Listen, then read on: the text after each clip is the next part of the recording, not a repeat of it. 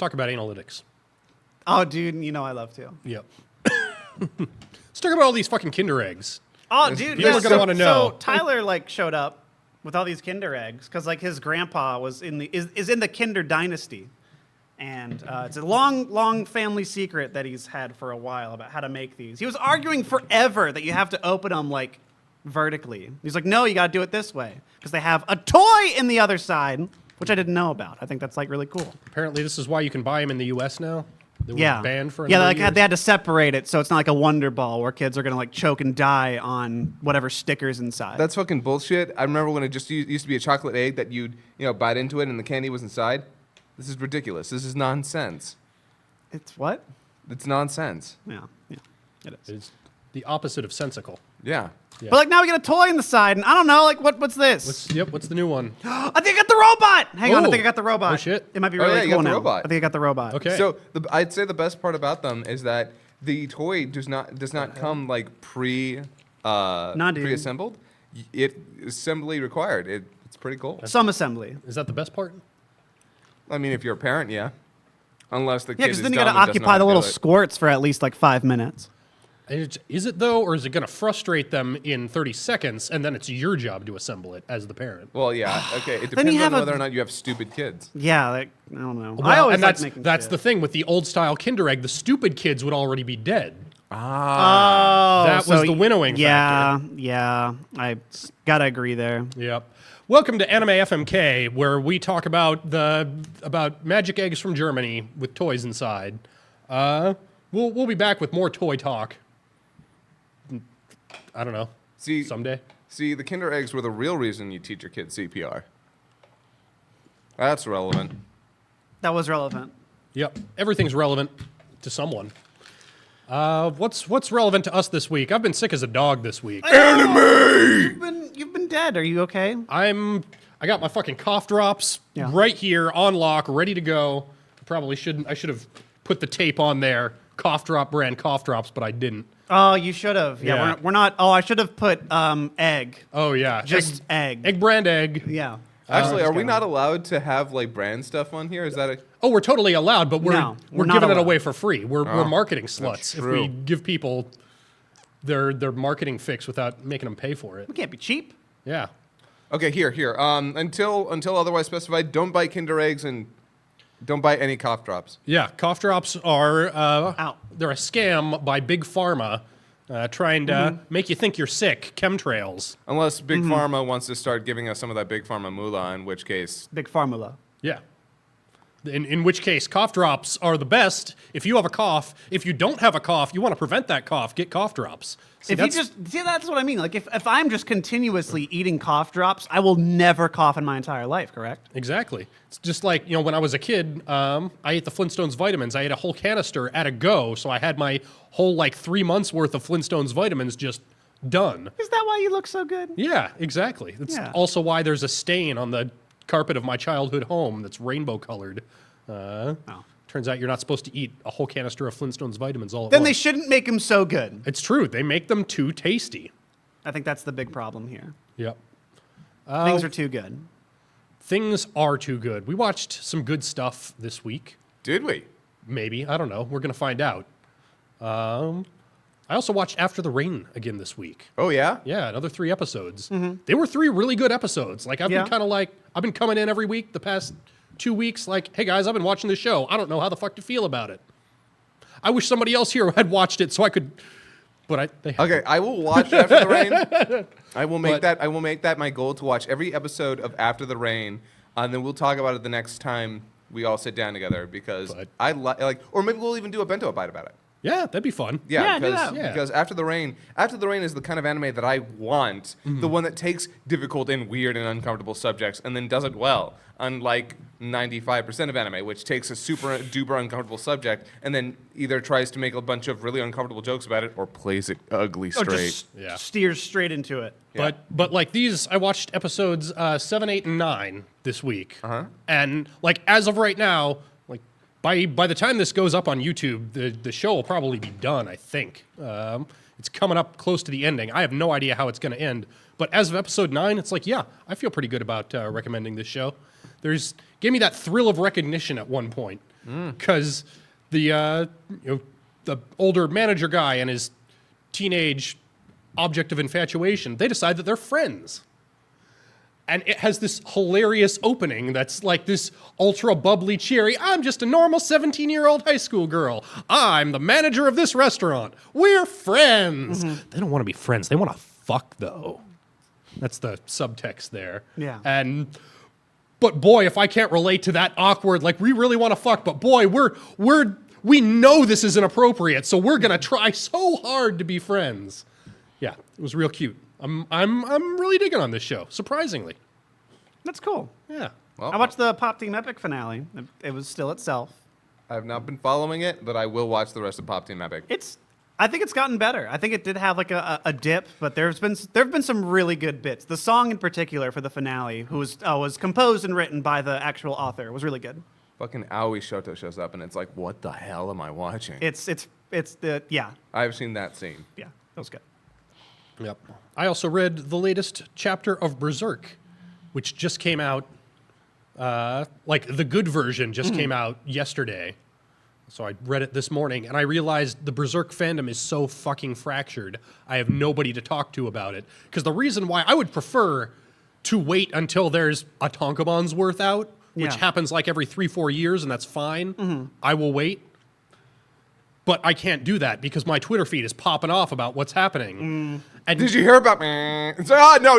yeah, you like seriously, I am not like way behind. I am reading each chapter as it comes out, but the good version, not the hey, here's these Korean scans with the English in a separate Word document over to the side here. Like, have some fucking standards for yourself, people.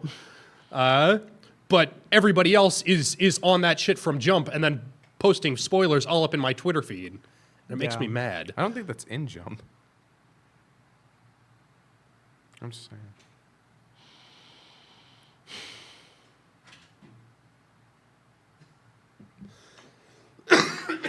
I told you I had these fucking things for a reason.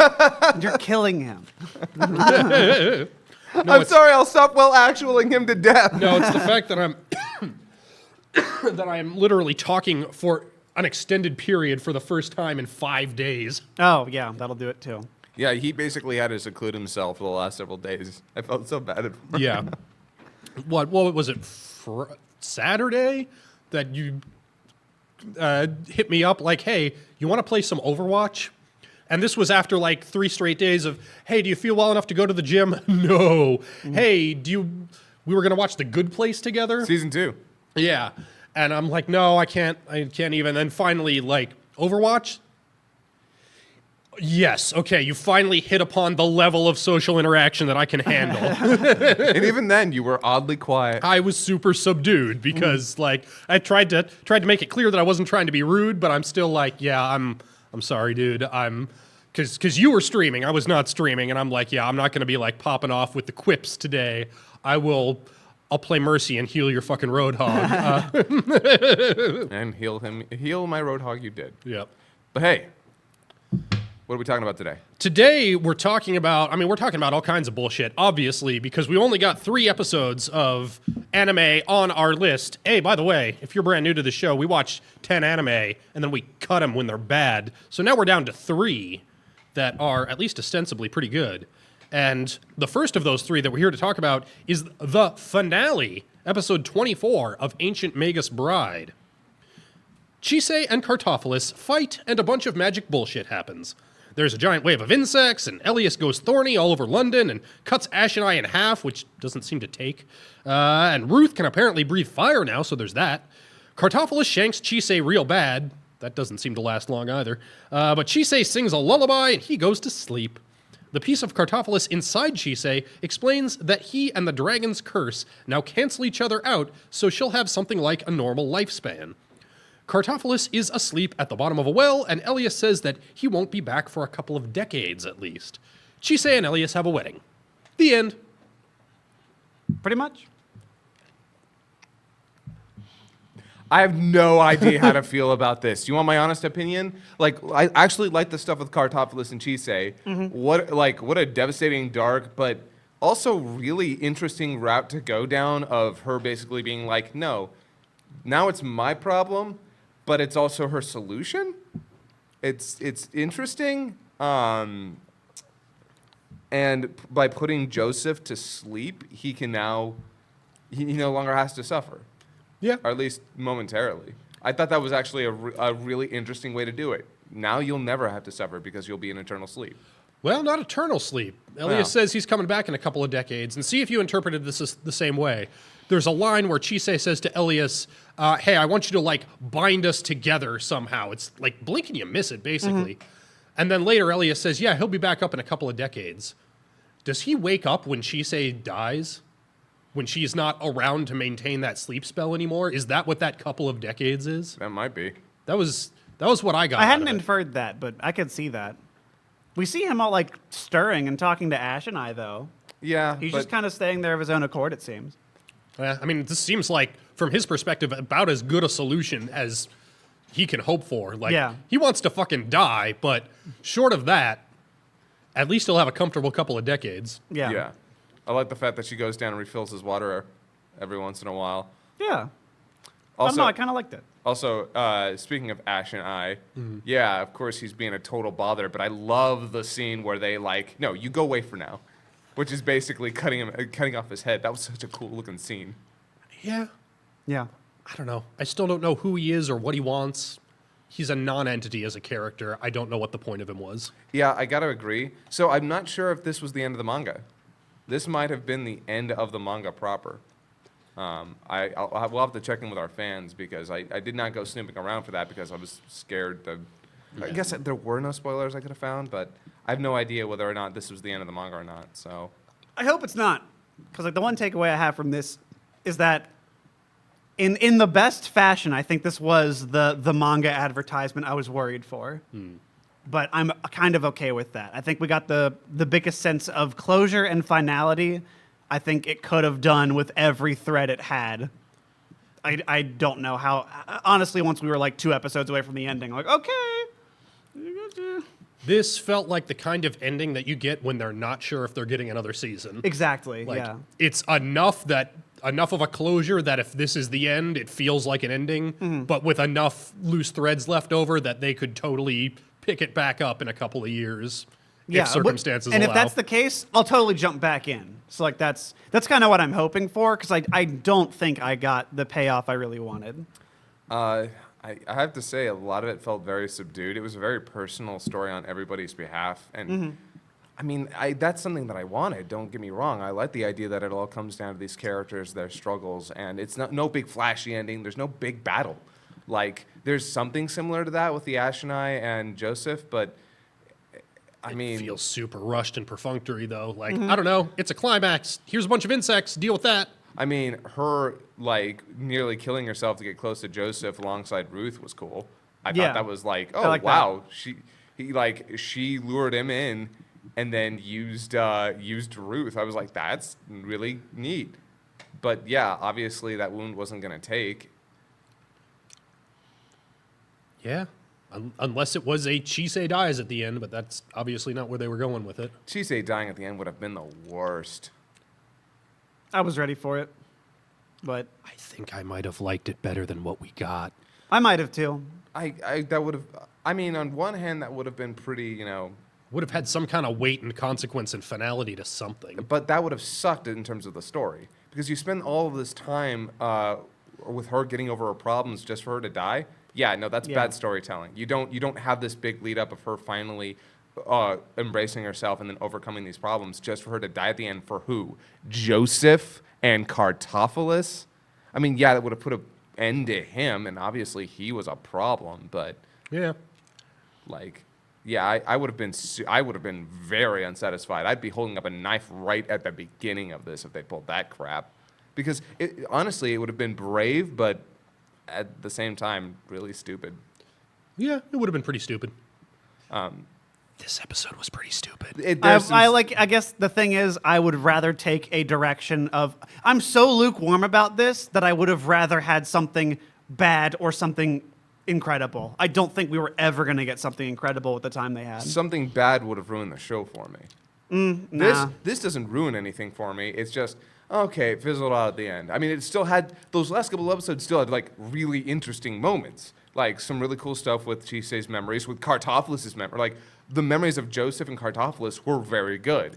Yeah, that it's was just cool. at the end here we fell off because they needed to wrap everything up in one episode. And maybe my least favorite part of it, honestly, is the stuff with the wedding gown and Oh, totally. Yep. Yeah. yeah, no.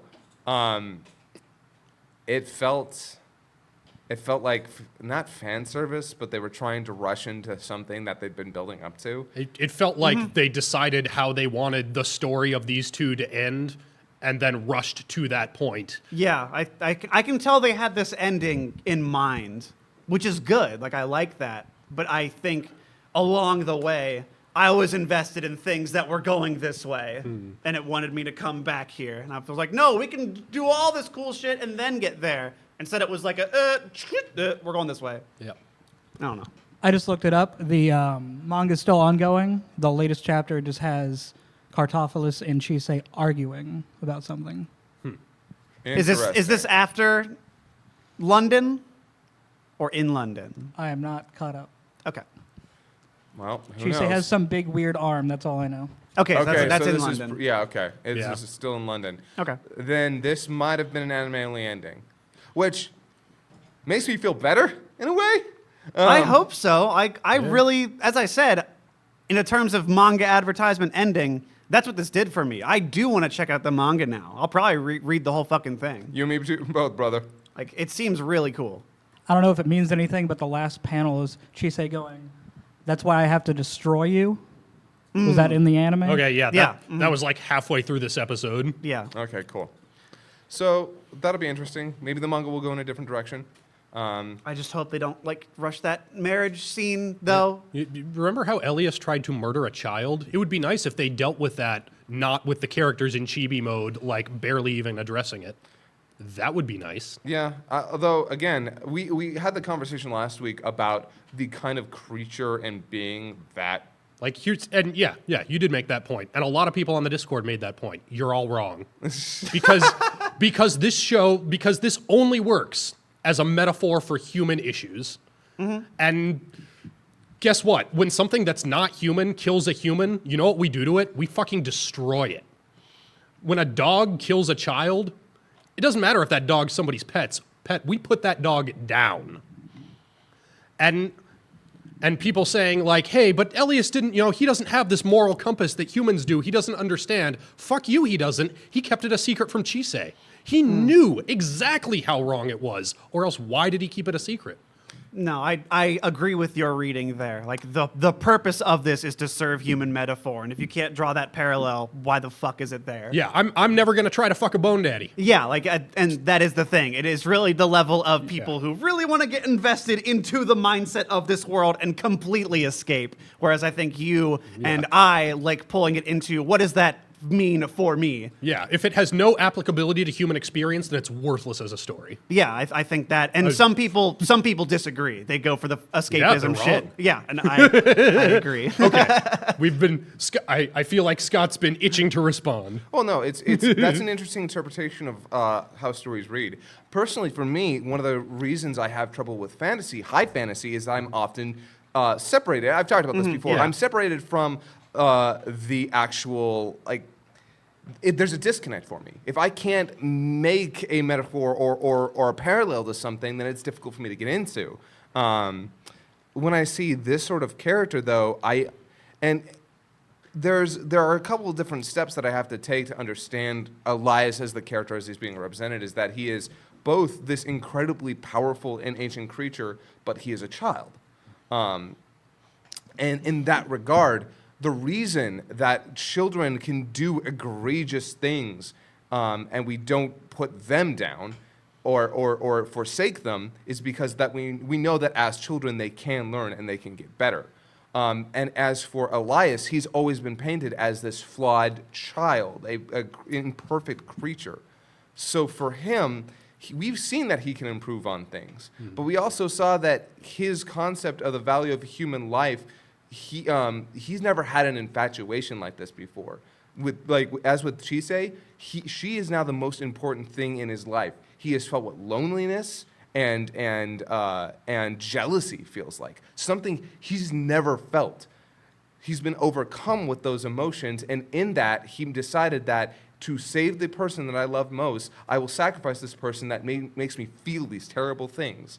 And no, I won't tell Chisei, maybe not because he understands the severity of it, but mostly in the fact that she wouldn't agree to it. Because she doesn't want to see her friend die. Okay, well, but she's more important than that girl. That's the thing, is that I don't think he really understood the severity of how fucked it up it was, merely that he would get in trouble for it. And children do things that are terrible all the time, even though they know that if they get caught, they'll be in trouble.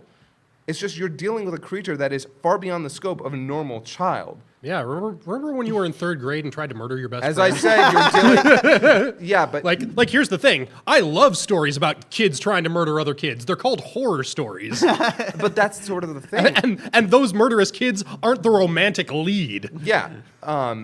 But that's what makes this the more disturbing and interesting tale, is that you have this child who could murder people. But they didn't do anything. They didn't resolve it. Like, they cashed in that check of creepy and didn't pay out. Yeah, I loved seeing the creepy. Yeah, like, I love he is seeing capable that too, of but this. they did not resolve it. I gotta agree with Ben. I will agree that they do a poor job at resolving it because, and I saw that scene too, and I didn't like it. Like, I'll agree with you. The way that they resolved it bothered me.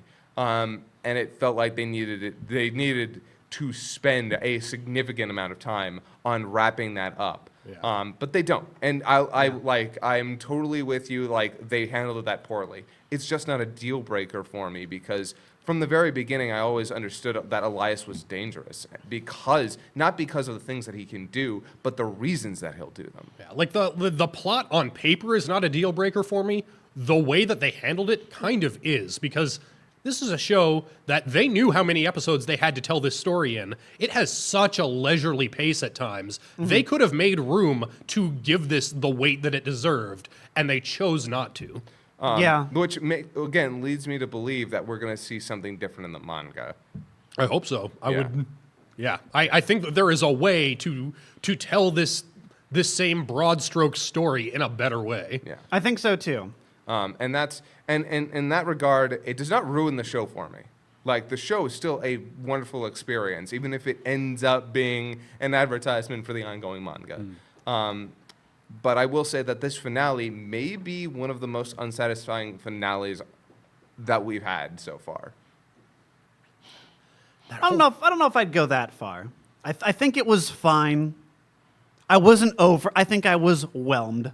Like, I wouldn't say I was blown away. I wouldn't say I was underserved. But everything that I got there, it's like, yeah, you guys are working up this shit with Joseph. That was cool.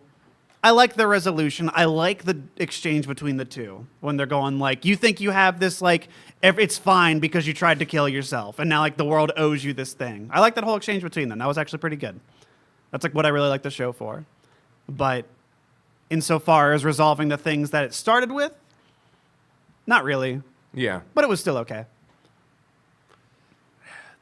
The whole first act was just stuff happening. Mm-hmm. Like, I was... Ruth's breathing fire, wave of insects. Actually, I'm not sure. Was that Ruth breathing fire? Because I thought that Yes. was just Elias doing his thing. I'm pretty sure that was Ruth breathing fire. Yeah. I mean, oh, well, no. Yeah, we knew that Ruth could use fire. He used it the first time they did their ritual. When he bound himself to Chisei. I'd have to watch it again. Yeah. You may be right. Yeah. I remember because it was a beautiful scene. I might be wrong on that one, but I remember there being fire and Ruth involved. So that's why I'm pretty sure he can use fire. Yeah. I mean, I don't mean to use that as a particular sticking point. It's just that, yeah. It's like Elias chows down on Ariel, which, do we see her again?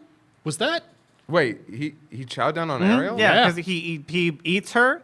Oh. And then turns into a big old Thorny ward. Something. Yeah, actually, that scene was really cool. Like, the idea that he combines himself with a fairy and becomes this great creature was really cool. I don't know if she died. I don't think she died.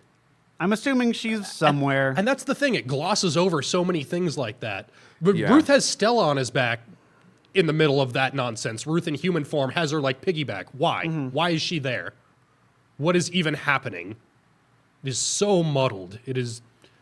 It gives no weight or focus to No, anything. I think like everyone like in the last episode, the penultimate one, they tried just okay, we're at Joseph's lab. Oh, you're here. Oh, you're here. Oh, you're here. Shouldn't have done that. Yeah. You did not need everyone to show up. So what we're saying is this could have used an entire other one more episode to help things be paced out a little it could better. have used another like 12. Yeah, I don't know that there's much middle ground. I think that within the time span that they had, they needed to focus on what's actually important. I don't think that giving it another like episode or two to space things out would necessarily have helped. I think it needed more focus, not more space. I think to give it more focus, it would have needed a little more space because they had a lot to get done there. Only because they introduced it. Yeah, I mean, yeah, they did introduce it. like Ash and I does nothing. In his, you could have cut that character out entirely. The witches do nothing. Cut them out. Yeah. Like and Narrow that's- it down to the things that matter and tell that story. I Yeah. can wholeheartedly say, at the very least, that Ash and I is the worst character in this entire thing in terms of his actual utilization, because he kind of just shows up to be this old god as a mysterious like side character. Is like, oh, what's he gonna do? What's his whole deal? And I get like his whole deal is that he's trying to find something interesting. Like he's like, once he finds out that Joseph and Kartopolis are no longer interesting, he pieces out. Like literally, he's like, well, looks like you're not cool anymore. I'm gonna go find somebody else that's cooler than you. He's a Saturday morning cartoon villain. He's got a cool name and a cool design and no substance. He's Mumra. Yeah, I'm like I would have liked if they did something with this elder god angle. They didn't. Yeah. And they try to bank on the obfuscation angle that like, oh, it's because you don't know how strong he is. That's what makes him scary. But no, don't give me that. They don't do anything with him. Yeah, even the episode where he was directly involved in the ongoing conflict, that was still an episode that had some really cool things to it that we were still kind of left at the end like, yeah, but did we need this though? Yeah. I mean, it introduced Stella, and I'm happy about that. Is it Stella? Stella. Yeah, Stella. Yeah, I was Yeah, happy. she's fine. I like her. Yeah, I like Stella. I like her introduction. Like her whole thing with her brother. That was like, oh, cool. That's a scary little story. That handled really well. But again, it being Ash and I, it could have just been any old creature. Yep. It could have been any damn creature. But no, they used Ash and I because he had to be there for some reason, and he added nothing up to the end of this plot. What I'm thinking is in the manga proper, he's got a bigger overarching story. Yeah. This guy is supposed to be our Naraku. But I don't really think I wanted a Naraku in the first place. I like the story better without some... I like this story better without an overarching villain. That is... Yeah, I think so too. I feel like Joseph and Kartopolis ended up muddying this stuff more than he actually helped. I think that some of the stuff they had was executed pretty well. I don't know if I would have cut it because I loved their introduction and I honestly really liked the flashback stuff with them. Oh, yeah, with Joseph and Kartopolis. Yeah, no, that stuff was cool. Like, I agree. But I'll agree that they like every cool thing that was going on suddenly stopped at like episode 20. And They're like, we got to do this now. yeah, because he became the center of the plot. Yeah. And I hated him being the center of the plot. I liked him being a side part of it. I want Elias and Chisei to be the center because they're the part that got me involved in the first place. It feels like we just got cut off at the end of some arc and we're like in the interim period. And Yeah. like something else is about to happen, but we're just going to stop now. Yeah. It's like at the end of Empire Strikes Back, they'd gone straight from I am your father to, Yes. but I just threw the Emperor down a hole. Forgive me. I'm a good guy now. Yeah, that's not you know what? That is not a bad comparison off the top of my head. Yeah, like you can take unforgivable characters and bring the audience back around to their side anyway, but it takes so much more time and effort and Than what we got? Yeah. Yeah. Which is why, like, it's easier for me to understand and forgive Elias, but they didn't do it very well. Yeah. In fact, I believe personally that they kind of dropped the ball in terms of that whole, like, again, I didn't like that scene. yeah. Yeah. Like that that could have been such an interesting story, but that would need to be the story, not the resolution. Yeah, like that would have had to have been like the whole thing was now Chisei and Elias have to resolve this. Yeah. What if between that each other? What if that had happened in episode 12? Yeah, And then the just whole back second half. part that would have been awesome. Yeah.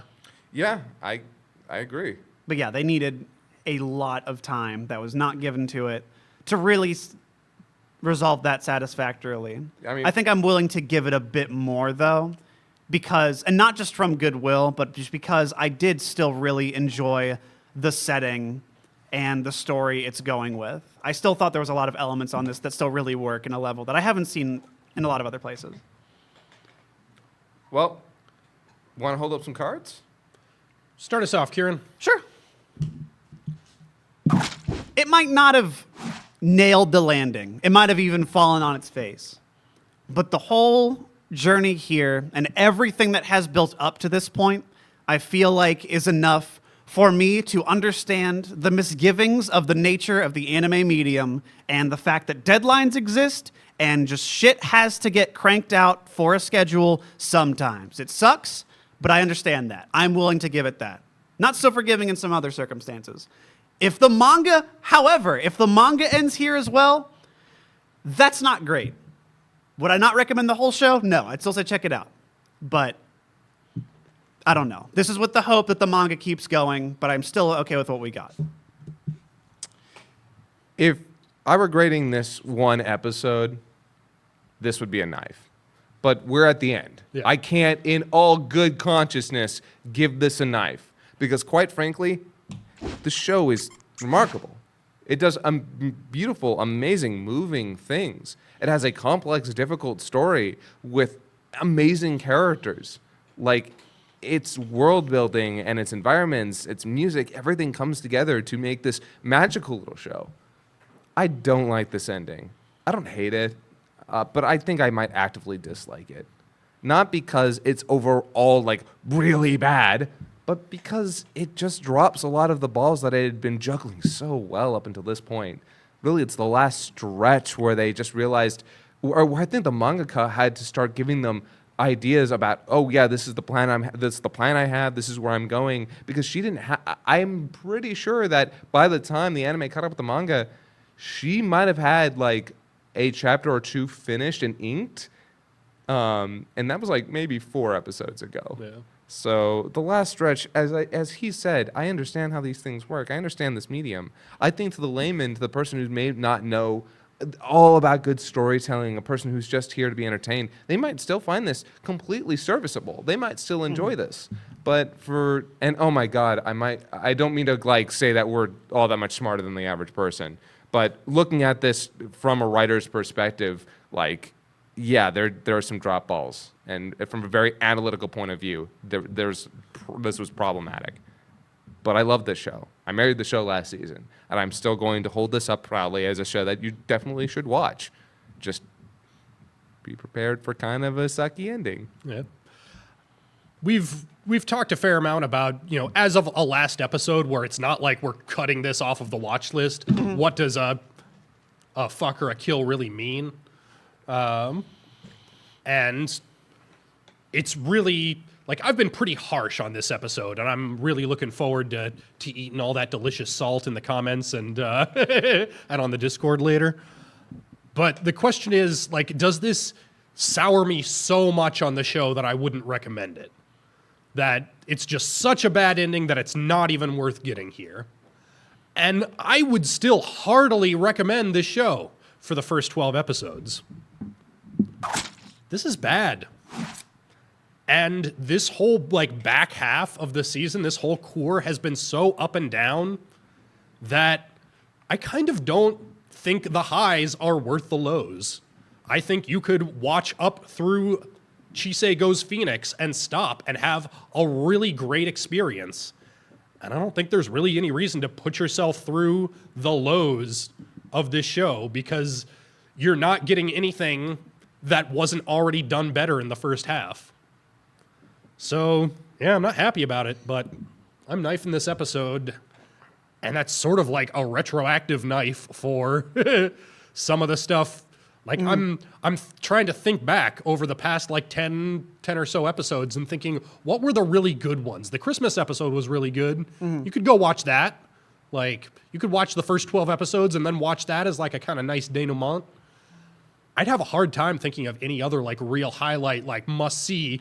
Like, yeah, this show goes to some weird dumb places, but this moment is so worth it. Yeah, I will agree with you. I actually agree that the second half of the series is where it falls apart. Totally. Like I remember the very start of the second core. We were like, oh, okay, this is awkward and not great. Yeah. Yeah. I mean, I'd still recommend the whole show, but I agree. Also, something we didn't want to point out. We actually got a real opening. Yeah. Oh, yeah, the opening Yeah, changed. what the hell? We got an actual opening on the last episode? How did this I happen? kind of like that. Yeah. Oh, that's fun. I mean, were they afraid of spoilers from the clips that they used? Because they weren't afraid of that in the opening to the first core. No. And it worked just fine. They would have been like, hey, we got some money left over. Opening.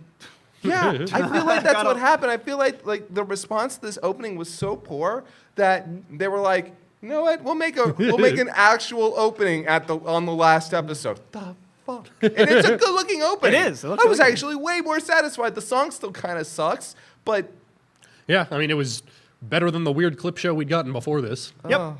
Yep. So, guys, I'm going to try to avoid another coughing fit. I'm going to go refill my water. I'll Okay. be right back, and we'll move on to the next show. all right. Sure. And we're back.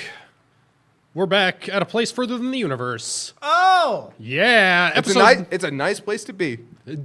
is it? Is it? Let's talk about episode 12, the penultimate episode. Captain Moleface and Cool Big Sis invite the girls on a 3-week inland expedition to the site where Shirase's mom was lost. Shirase isn't sure that she wants to go. She says, once we get there, there'll be nowhere else to go. Then, if nothing changes, I'm going to spend the rest of my life feeling the way I do now. The girls give her space, and she ultimately does decide to go. When they arrive, the girls turn the station upside down, searching for some sign of her mom, while she's saying, no, it's okay, it's okay, it's okay, in the best possible Japanese fashion. They ultimately find her mom's laptop.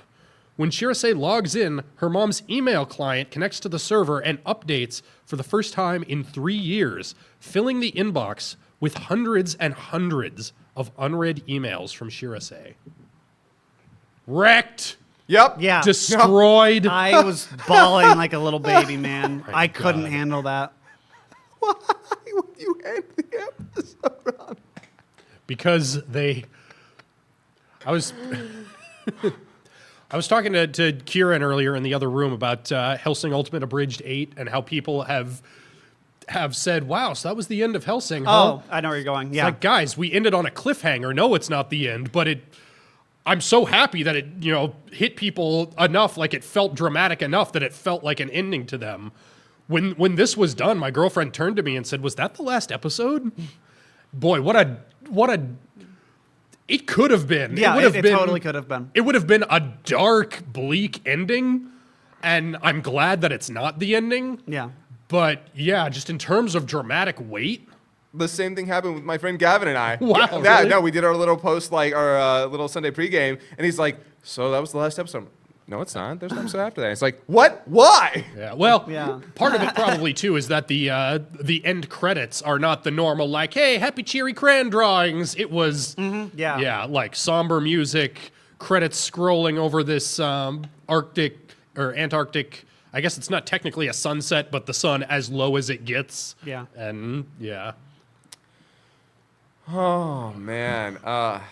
Yeah. So let's start from the beginning of the episode before we go. Yeah, a lot of this was Shirase trying to come to terms with actually getting on the snowcat. Yeah. Because there's Well, all it starts, if we're starting from the beginning, it starts with a flashback of Shirase getting called out of school with the news Oh, that her yeah. mom's been lost. Oh, yeah. Oh, that scene all on its own. I was like, Yeah. are we doing this? Yeah. Are we seeing this now? And yep. With a perfect episode for it, by the way. Like, I'm Yep. so glad they waited this long for that moment to be shown. I didn't Yeah. need to be shown that moment, but they did it, and it is so rough. Yeah, this This show has like from jump, from the first time we talked about this show, I've been sitting here like this show is going to go some dark places. This show is like it can be light and cute and fluffy and it works fine on that level. This show is about grief. Yeah. And it is I'm so glad to see that my read was spot on, that this show is giving me exactly what I always trusted that it would, and it's so good to feel that trust repaid. Yeah, you get some like goofy antics. There's a party for a bit. They're all getting ready to go out to the new outpost. Yeah. So you get to see some goofs there. Got to eat the barbecue real fast or it gets cold. Yep. But it's mostly focused on the solemn moments with Shirase. You get a nice moment with her and Gin sitting down, just talking about it. Just like I just don't know. I don't know what to do. It's about my mom, of course. I like Gin's response to, aren't you going to go to the party? I've just been thinking about my mom. Well, that's a no then. Then you really shouldn't go. Sit down with me. Or like the banner that they make for their setting out. I wasn't entirely clear who made the banner. If it was the rest of the crew there at the station, or if it. I don't think they said. Yeah, or if it was like viewers of their little web broadcast that had it shipped there, or what. But anyway, it had like these cute like crayon caricature drawings of the four girls and the four girls and then the two cool big sis and Captain Moleface. And so those first five of them are all like, yeah, hey, wacky fun times. And then it gets to Shirase and she's just, oh my God. It's been sort of interesting about Gin. Gin has always had this kind of somber look to her from back when she was basically a second mom to Shirase, and now, and but I feel like this whole entire thing has been an emotional roller coaster for her as well, roller coaster for her as well. But she's come to terms with a lot of things by and large. She's already as a mature adult, she's past all this. But to see her daughter going through all of it and trying her best to be there for her has always been something that I've wanted to see more of from this. Not forced, not inorganically. I've wanted to see it happen, and this was great to see them kind of just sit down and have more of this conversation. Because the last time it happened, it was Shirase trying to come to terms with Gin in general. And here we see the progression of that relationship in a very somber scene. Yeah, and for how like fraught and awkward, totally understandably, as their relationship has been up until this point, like they're similar people in a lot of ways, and they're processing this grief very similarly in a lot of ways, and it's really cool to see them finally connect. I won't lie, it kind of reminds you that Shirase was raised by Gin and Takako. Yeah. Yeah. Like, she has bits of both of them in her, and I don't know if the author really meant for that to shine through, but yeah, it's so cool to see. And the way like I love the journey out there. There was no way to give it much space in my plot synopsis because it's not plot, but they do such, I mean, it's basically a montage, but it would have been easy to make that feel like, and now they're out there, because you don't have much time to give to it, but it feels like a journey. They work in enough peaks and valleys with it. Yeah. I think in a good way. Just shots of them playing Go Fish, and the thing that got to me was Gin, Captain Moleface, as I've been calling her, like giving them some very stern warnings about safety. Oh yeah. Like super professional at all times, because that's how she deals with this shit. But also that constant subtext, that constant undercurrent of, this is how I lost my best friend. Don't fuck around here. Yeah, I think the moment that really stuck out to me was the radio like dispatch calling in. She was like, "You got to respond to it. This is just standard procedure." And she's like, "You got to know how to do this." Yep. Just in case. I think that was a very stark moment there. Yeah, a lot of very. We've been seeing a lot of the goofy stuff with some little hints at like some real serious shit. And this was kind of the floodgates opening with a lot of it for the characters that really needed the focus for that. I did enjoy the bit with... I enjoyed Kimari in this episode, too. Because she felt like at the beginning, like they were pushing her to be the main character. I feel like she's still kind of there as like the main focus. But this is totally Shirase's episode. But her still serving as I'm trying to help you and I don't know how. Are you all right? I'll do something. I think I like usually that. the main character and the viewpoint character are the same character. I think here, Kimari is the viewpoint character. She is the audience's perspective. Yeah. This is Shirase's story. She is the main character. Yeah. And that's really cool to see, especially since Mari herself is not a shallow character. No. She's got her own quirks, her own interests, her own needs, her follies, and her what's the opposite of folly? Strength? Strength. Thank you. She's an exceptionally well-rounded character. But you're right. This ain't her story. It's Shirase's. And what a fantastic person to give that viewpoint. A caring, warm person to give this perspective of a tragic event and overcoming that. It's But following along with the plot of the episode, I did have something in my notes that I wanted to bring up. During this montage, this 3-week expedition, the music does so much work. Oh, totally. This whole episode, the music's out of the park. music's been fantastic in the series from the beginning. It's Yeah. always so understated. We never talk much about it. It's good shit. Yeah, it Yeah, is that's very good. fantastic in setting the mood, in giving emotional weight. Yeah. There have been And- quite a few insert songs throughout this whole show, and I think all of them have been fantastic. Yeah. And yeah, just driving home that this is dangerous, this is harsh, this is an alien landscape that doesn't give a shit about you. Yeah. And like the girls have been falling in love with it. And they still love it Yeah. despite everything. But yeah, there's like coming face to face with the harshness of the universe. Yeah. What an amazing metaphor for dealing with grief, dealing with death, dealing with the hard realities of the world that we have to live in, Yeah. and learning to find beauty and love in life anyway. Not even anyway, not in spite of it, but in some ways because of it, Yeah. because of the way it forces you to rise to the occasion.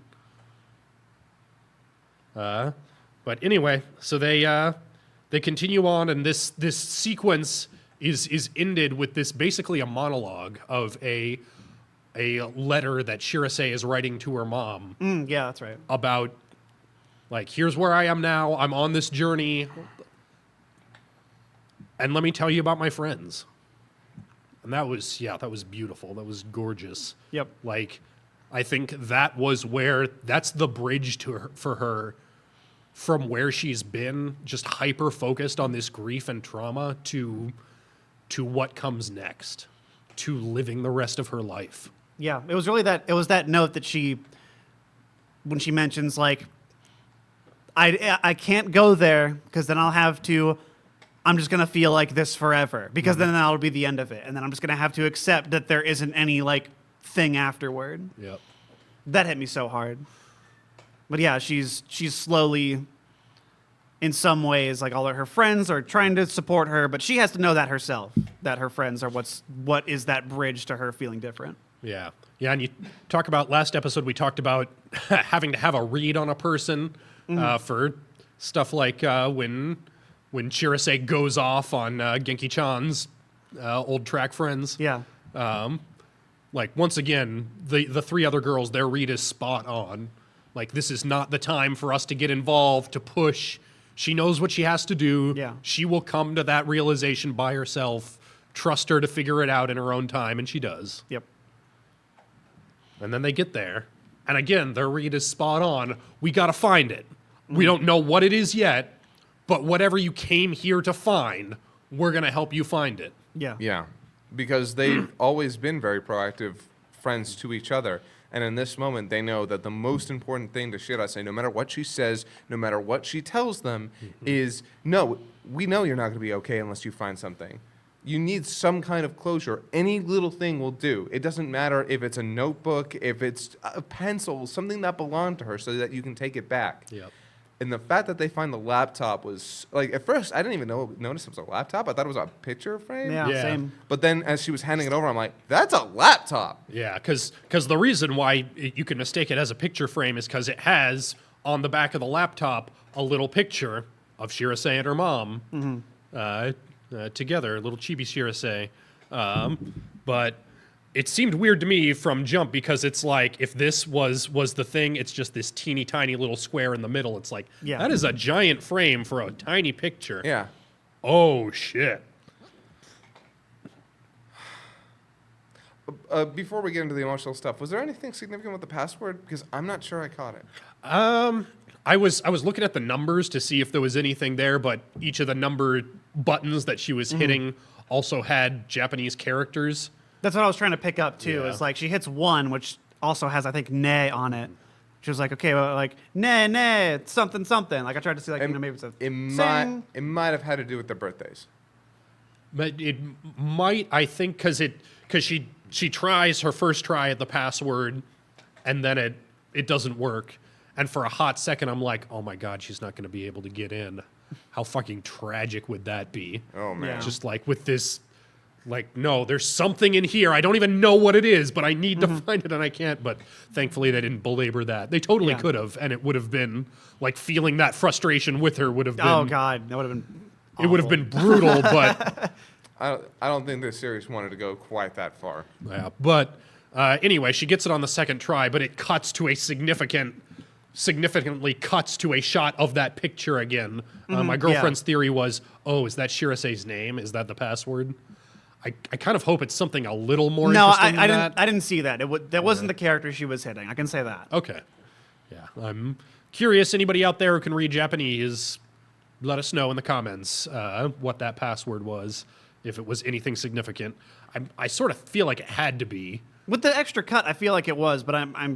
we must be missing something in translation. But whatever it was, I didn't need that to feel the full weight of what comes next. Yeah. Yeah. Which is just seeing that number of unread emails, and that very significantly, this they did give. I forget if it was in the Crunchyroll subtitles or if it was hard subtitled in English in the original show, but they were very careful to label this number unread. Yeah. And just watching that go up and up, hundreds and hundreds of unread emails, finally over 1,000. It must have been every day since her mom died. Yeah.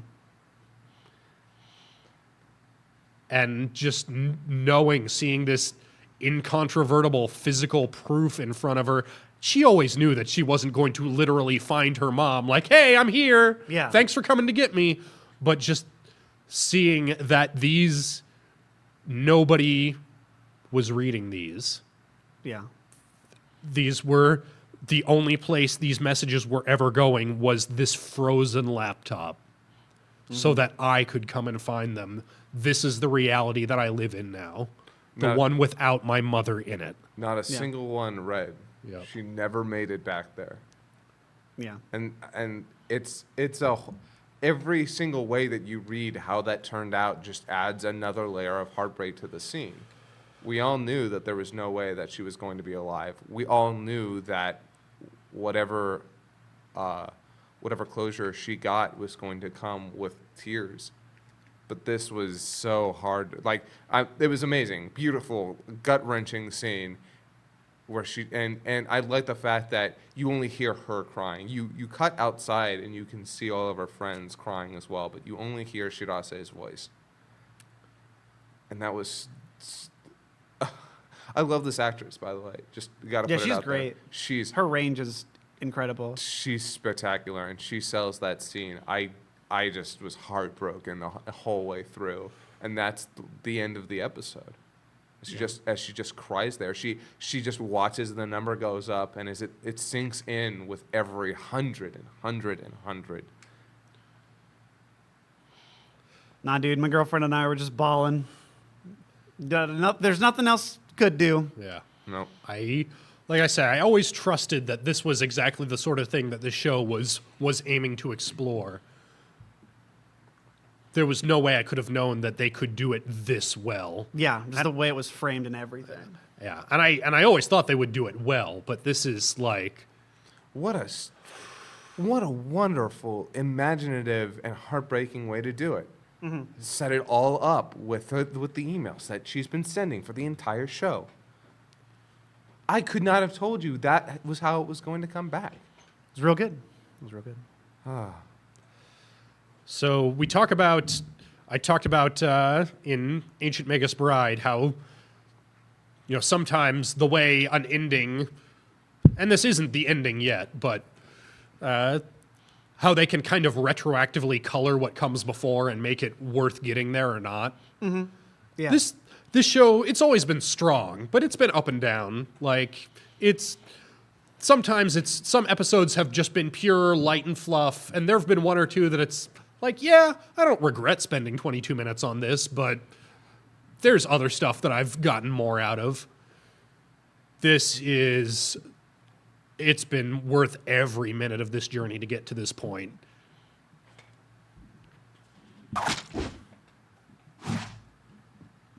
Yeah, it's very good. It's excellent. As you said, in the way a good ending brings about new ways to see everything before it. That's what this whole thing kind of banked on, Yeah. and it was masterfully done. Yeah, as I said before, the emails, we kept seeing them, and God, if I had to rewatch the show with anybody, I think it would be hard to watch it and not be like, the email, she's saying an email. I know. Anytime it's happening, just go like, I mean, you already know it, like, implicitly, but just how they work it so well. Yeah. Well, and they never call undue attention to Exactly. it. Yeah. Either. It's And just that's one what of I those- love about it. Yeah, it's never like, oh yeah, I've been sending these emails, and no one's ever said, well, that seems pointless. Yeah. Well, nobody would ever say that. Yeah. It's something that you do for yourself. No, and it's But- one layer that I think really highlights what I like about the show is just people just do things. And like when she's like talking about like how she may or may not go, she's just sitting there just peeling this onion mindlessly. Yeah. Like just as she's like deliberating over shit. Just people just do things because it's what people do. Yeah. They just do things while they're talking. And now we give that context. It's so good. Okay. So, guys, how the fuck do you transition from this Oh! to fucking Killing Bites? I know, like, yeah, I watched these in this order because I was like, I know Magus Bride's it's the ending. I'm gonna give that its room, Yeah. and then I'm certain Place Further in the Universe will probably make me cry. Yeah. Killing Bites is always the cherry on top, the chaser, the whipped cream that I know even if I'm crying, it's okay. Fortunately for me, Amazon was fucking late again, so Oh. even if I'd wanted to watch these two back to back, I Yeah. couldn't. Yeah. By the way, thanks to everybody who follows my Twitter who on Sunday got on Amazon's nuts with me. We got it. Yeah, we did it, fam.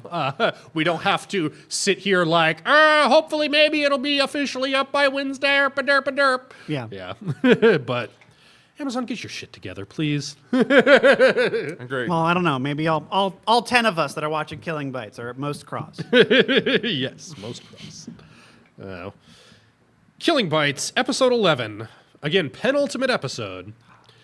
Hitomi Badger is having the most fun fighting Pangolin. When he curls up in a ball, she kicks him into some trees to force him out. However, she has miscalculated, and he goes into a berserker rage, revealing his own bullshit Super Saiyan form, which looks real dumb. He slices Hitomi Badger's arm off, holy shit. But she chucks her own severed arm into his eye socket and shoves her other arm down his throat and rips him apart from the inside. They both go down, but hey, any D&D fans, any TFS at the table fans in here, was this or was this not a total Nedra's last fight moment? They both go down, but Pangolin gets up first. Cheetah finishes him off and is almost declared the winner. Actually, she is declared the winner, but oh shit, Rabbit's still in the mix.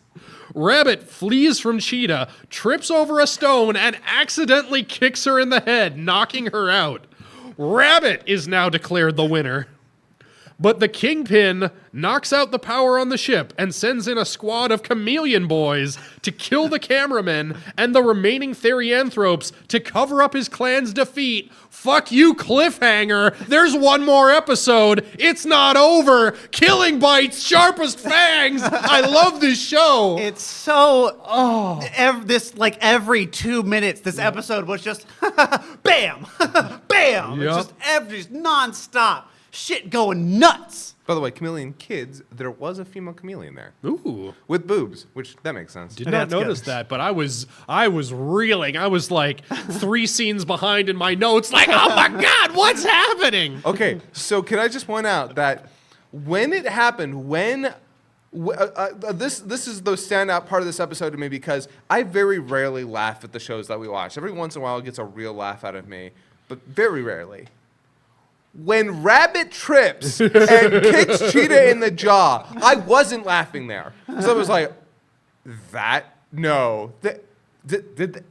really? I mean, that just seems so dumb. And then I saw the look on the faces of all those rich fuckers who just got totally fucking like orgasm ruined. And I was like, nope, this is the best. Yep. There's no other way this could have ended. It's so good. I mean, her winning wasn't the funny part. Them losing was the best fucking part. I was like, yep. You get crazy Mitsukato, whatever bitch, just going like, how can I lose to him? This scum. And she faints. Yeah. Oh, it's the best. This is just every just this last episode and this episode. Every single scene just keeps going in directions. I'm like, okay, yeah, you're gonna do this. Bam! Yeah, you're gonna go that way. Fuck you! It's like, yes. Like not to explain the joke, but just the way it undercuts the stakes of everything that it's been spending this whole series good. building up. Like, yeah, but guess what? Fuck you, none of it matters. Cause guess what? Fuck you in the real world, would these gangster ass motherfuckers are they gonna respect the outcome of this fucking game they've set up if it goes against them? No, of course not. Yes, that was the best part. Yeah. Like, in my pregame with Gavin, he's like, I'm not sure I like the politicking. I'm like, are you kidding me? Oh, the nah, fact that he's man. like, yeah, no, we're not honoring this. Fuck you. Like, that was the best. And then it sends in the fucking chameleon hit squad. Yep. And I'm like, holy shit. They killed all the cameramen. Now they're going to fucking kill all the Therianthropes because this can never get out. And I'm like, yes. What a good way to set up the ending. Like, I'm all in. Like, this show has been nothing but setting up a 10th degree and then going to the 15th in the best way. Like, in not a way that's like egregious or monotonous. It's always in such a fun way and doing something so creative with it. With her, did she land on her arm and then dodge to his blind side and then throw it? Did she calculate that? She's a genius. Oh, and so much Angry Zoo books in this Yeah. episode. Yes. And all of it great. Yeah. Yes. By the way, so who flinched when Hitomi lost her fucking Yeah, I was arm? like, holy fuck. Like, okay. Like when he hits the trees, I'm like, oh, okay, now the fight's actually gonna start. Yeah. I was not expecting just whoa. Yep. That's the thing about, like, it's already dead, so I want to harp on it, but it's the reason I could never get in Dragon Ball Super. This show has consequences, and when shit goes bad, sometimes shit just happens. And seeing how people resolve conflict, that's what makes a good traditional story. Yeah. And God, like, losing the arm, throwing the arm, getting hit in the back, fucking whatever. Go nuts. You know what this is? This is Dragon Ball Z when it was at its best. Yes. Saiyan Saga. Oh shit! Tenshin Han's arm gone. Yeah. Gohan's Chaozu's over here fucking like, dead. what the Yamcha's fuck's gone. happening? Chaozu's dead? Oh my god! Yeah, shit actually happening and people needing to do something, creating that sense of urgency that, things could maybe go wrong. Yep. Yeah. Like, look, I'm not all for the super hyper violence. That's not the point. No. I mean, okay, it isn't killing bites. In this, Yeah. but it is the fact that consequences, that there are ramifications to combat. Yeah, that people could lose their lives. The idea that lives are on the line. You don't get a lot of that in Dragon Ball Super. Here, it is full like, is Tiger alive? Because Tiger might be dead. We don't know. He could be fucking dead. And I'd be like, sure, that makes sense. Yeah, he told me he loses an arm. How's that? Like, maybe they'll be able to reattach it. They probably will be able to reattach it. Let's be fair. Yeah. But if she dies, also great. it's crazy. I Like, know. Oh my god! I could like when she threw the arm. I'm like, Yeah. I can't like. I could maybe reenact the squeals I made. Just consistently every time I'm watching this show, I just audibly going, yes, fuck yeah. Oh my god, the shot of Pangolin from the back, and you see that she fucking shattered his skull. Brain. Oh my god. Holy shit. that being said, so the one the one downside to this episode for me, and the only downside, Kito's backstory was dumb as fuck. Yeah, but it was over and done with in yeah, about 2 yeah. minutes. In the best way for me, because Yeah. as soon as like we see him like about to like save her from stepping on the flowers, and he's like, da-dum, flashback, like, good, you did it. Yeah. You're right that it was dumb as hell, but it was exactly the flavor of dumb that I wanted. It was Same. that cringy edgelord bullshit, like, oh, his father was abusive, he was an alcoholic, and his mother was a prostitute. This was like Todd McFarlane Yes, ass absolutely. bullshit. Yeah, I don't know. For me, it didn't hit as effectively because I felt like it was. I don't know. I felt it was actually too cheap. Like, it was just too tawdry. I was like, Killing Bites usually has a little bit of spice to it that makes it, like, hit home a little bit better. I don't know. I think any less cheap would have been bad. I agree. I think if anything, they could have gone a little more cheap, but I don't want him to have a good backstory. I Yeah. need to see him get his brain destroyed. I mean, yeah, ultimately, I didn't need much of a backstory from him. I maybe that was why. Maybe I just was like, yeah, because it is just kind of out of nowhere because he like- dies in like 5 minutes. Yes, I don't give a shit about Kito's backstory. It could have been like, you could just give me flashes of it, implications, and it would have been better. Because I was too focused on the stuff that was happening. But that was my only downside. Otherwise, this episode was hilarious and violent and over the top. And holy shit, he told me he loses an arm. I still can't get past that shot because it's such a good shot. Yeah. That is the one thing too, is like the action was so good this episode too. I loved it. Like everything this show is doing, it does so well. Yep, I'm so glad I was right too. What was it, 2 episodes ago? It had like one down episode where it was kind of boilerplate, and I was with Tiger, with them, I think it was right before then. yeah. It was when Hitomi and Pangolin were first fighting. And Oh yeah, that's right. Or no, it was Tiger. Yeah, she gets like bashed into the building. Nobody could have survived that. And I'm like, man, I just hope that they have to do this kind of lame episode so that they can save the good stuff for the big finale.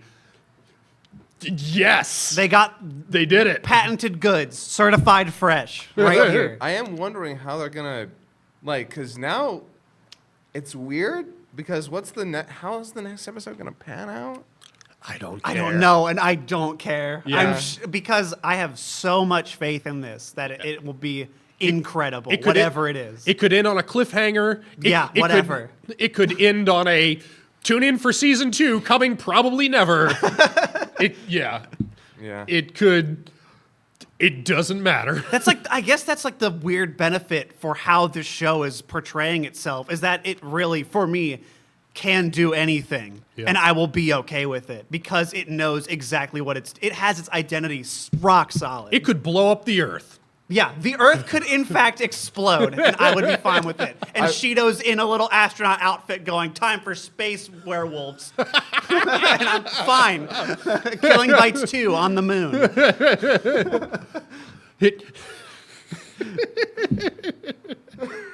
Hitomi and perfectly ordinary college student could need to repopulate the earth. We'll get an Evangelion Yep. episode. They That'll could be get fine. sent back in time and turn out to be Adam and Eve. Yes. They could do anything they wanted, and I would be right on board. I believe that at that point you're setting up for an entire race of badger men. Yup. Yeah. Yeah. Charlton Heston shows up. Oh my God, it was our planet. So yeah, I don't Yeah, know. that's- What do you want, Yeah. man? yep. It's maybe perfect. It's so funny. We had Place Within the Universe, which is an artistic feast for every sense. Meanwhile, this show is like, and here's dessert. It is. It is. Because it's just, this is to me, I don't know if you guys have seen them. This is the Fast and Furious movies to me. I have not seen a single Fast and Furious movie. We gotta change that. I would love to change that. Yeah, because Fast and Furious is like killing bites to cinema, what that is to anime. Like, They're just- just the same. just peeking in on that franchise from the outside looking in, seeing how every trailer comes out and each one looks bigger and dumber than the one Exactly. before. Yeah. I'm waiting Like- for the finale to have cars in space and be serious. Yeah. Like, Like those first couple of movies came out and I saw the trailers. I'm like, I don't know. I saw Gone in 60 Seconds. That was a dumb movie. I don't need another dumb car movie. Whatever. I'm glad you guys like this. This isn't for me. Yeah, now I kind of want to go back and like you can just start at 5 Yeah, and just go from show there. me. It's really fun. show me this beautiful dumb world that I've been missing out on. Yeah. What I'm saying is I really want The Rock to be Keto in the movie. Man, I'm glad, I was worried about their introduction of keto, but at the same time, it offered up some pretty great moments. So I'm glad that keto was there to help really spice everything up, because I'm not sure I would have been wholly satisfied with the final fight being Tiger versus Hitomi. Oh No. no, nah.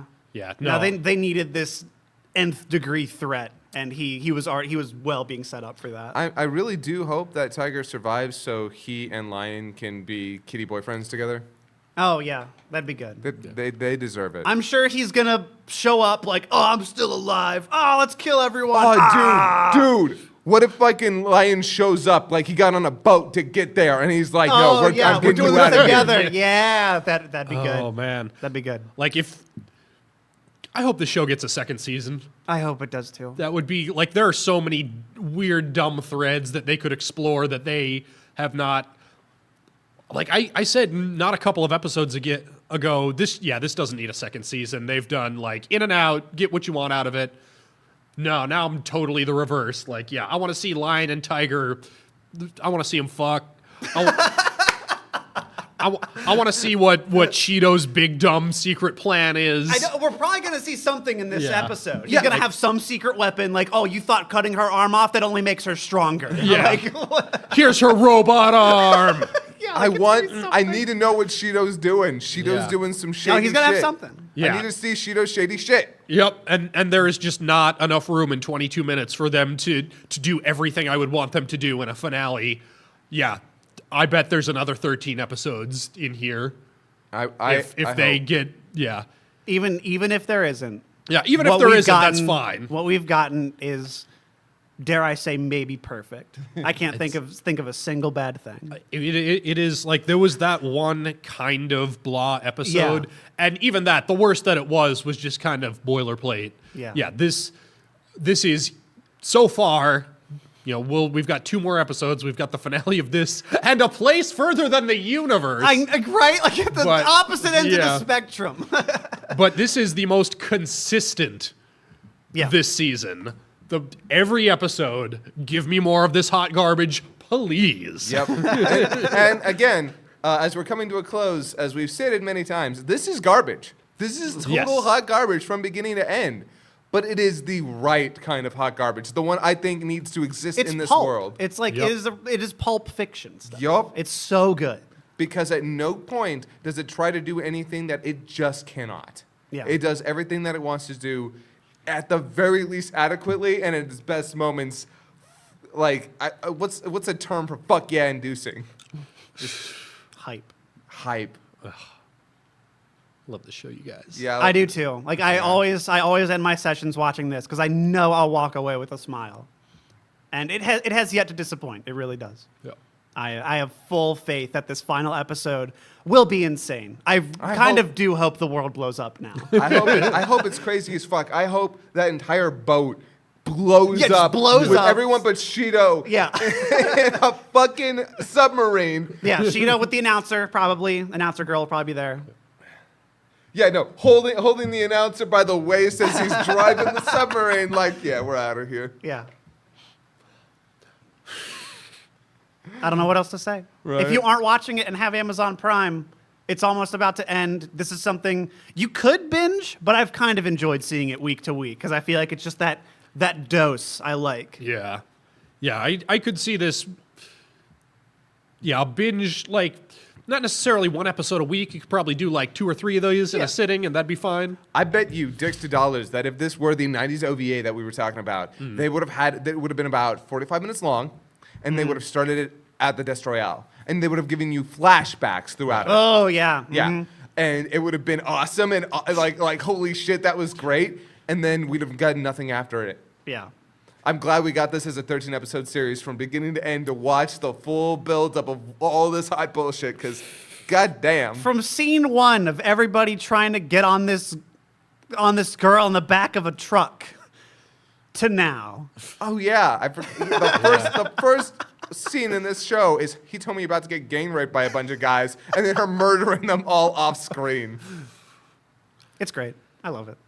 It's real. I might be tipping my hand a bit for the finale here on FMK, but holy fuck, this show's so good. There's been a lot of speculation on the Discord. Who's going to marry what? What's going to happen?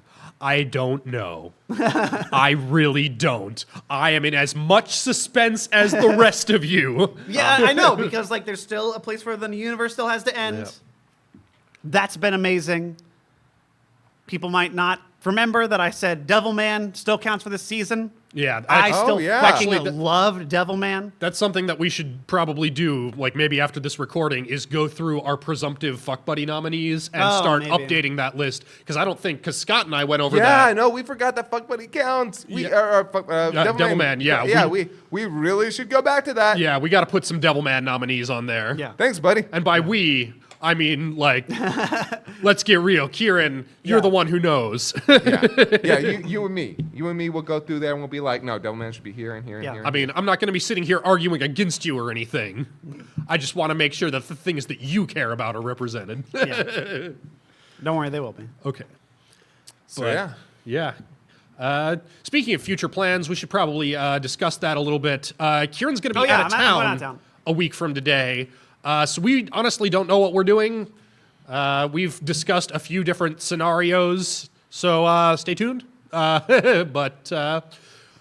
will be a break next week as far as, well, maybe not. We I might mean, do something. What we won't be doing is the show. is the normal show, because that can only meaningfully happen if all 3 of us are here and Kieran's not going to be here. So 2 weeks from today, you will get the season retrospective. We're going to talk about the finales of Killing Bites and A Place Further in the Universe. Scott and I, or potentially Scott, I, and some other people, or potentially just Scott and some other people, might find something else to fill the slot next week. Stay tuned. We'll update you as plans firm up. But yeah, 2 weeks from today, look forward to the season indie. We're thinking current plans the week after that. 3 weeks from today is probably when it makes sense to do the Fuck Buddies. But we'll and then after that, we're keeping a close eye on simulcast announcements. Cameraman Tyler just updated the Google Doc earlier today with some new announcements just came out of things that we're certain are being simulcast, but we still don't. There's still a lot of question marks, stuff that we've got an eye on that just hasn't been announced one way or the other yet. But Being kind of stingy fucks about it. It's like, hey, I want to know how to watch this. It's like a week out. yep. Yeah. But yeah, we shall see, and you shall see us seeing next time. See ya.